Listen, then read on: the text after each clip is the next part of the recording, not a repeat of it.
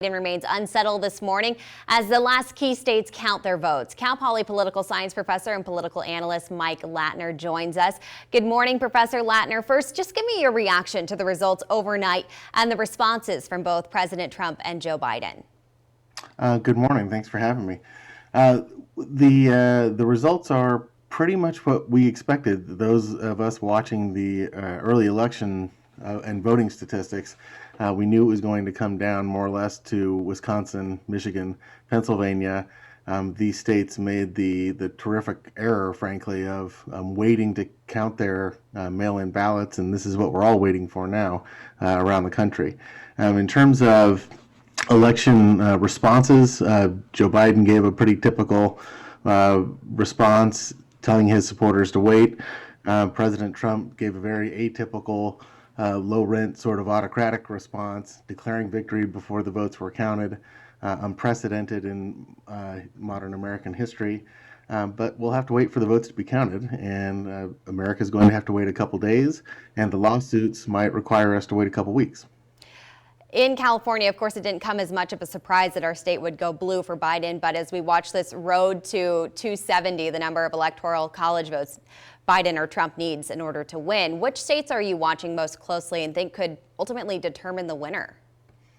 So I think the states that are more of a surprise are Georgia, Democrats doing especially well there, Arizona and Nevada. Those states are still quite close to call, but we knew that Wisconsin, Michigan, and Pennsylvania were going to be very close. Certainly the polling averages were off. I think Democrats thought they were going to do much better than they did, particularly in the Senate. It looks like they're still one seat behind, and Republicans will maintain control of the Senate.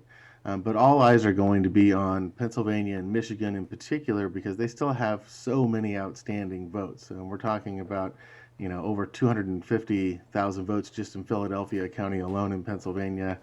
35% of the vote in Michigan remains to be counted. So we've got to be patient, and we've got to count the votes. That's the way democracy works. And patience is definitely key, but when do you realistically think this race will be called and Americans will know who their president is for the next 4 years?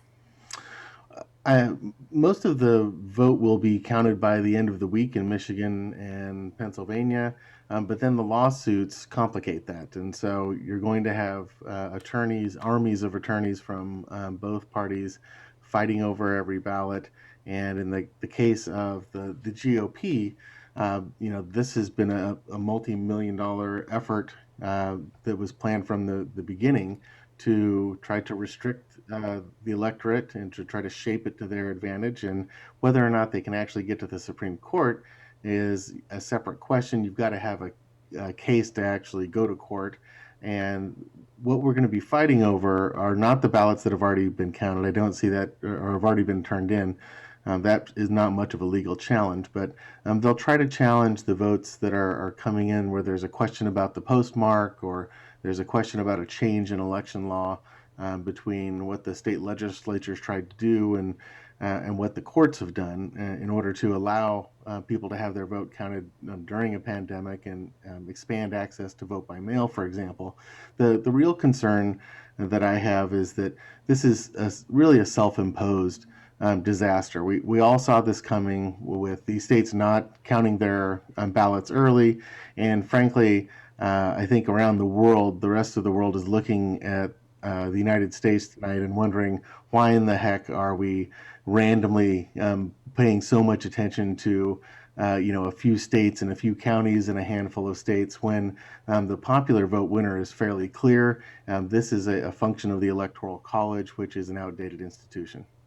Political science professor Mike Latner of Cal Poly, thank you for weighing in on this unprecedented election. Certainly plenty of material to unpack with your students in the coming weeks. Thanks for your time with us this morning. Thanks for having me. We'll turn